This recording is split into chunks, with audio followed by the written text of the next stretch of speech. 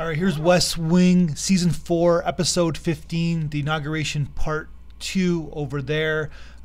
Here's the Will Bailey Gets Hired episode. You saw it coming a mile away from Episode 4 or 5 that Will Bailey is going to replace Rob Lowe. It's just how they are going to do it. That's the execution of it. But this is also the repeat of the foreign policy argument, where basically it's the idealism of the United States is that idealism is good. Will Bailey says is that it could be if you know that you're right, and basically sometimes the United States has to get in the muddy waters with other countries because they know that the world will be a better place if they do it. Well, okay, that's interesting.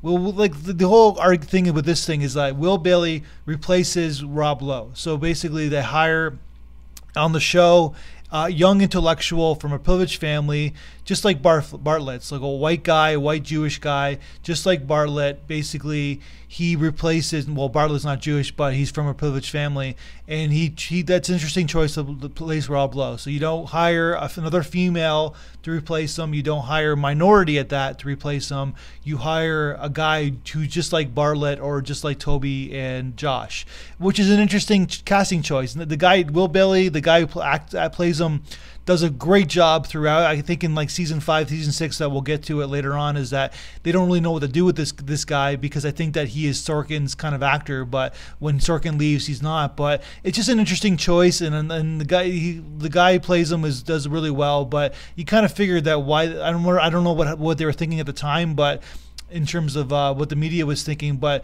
I don't know. They hire somebody else to play it on, just like all the other characters. That's my review.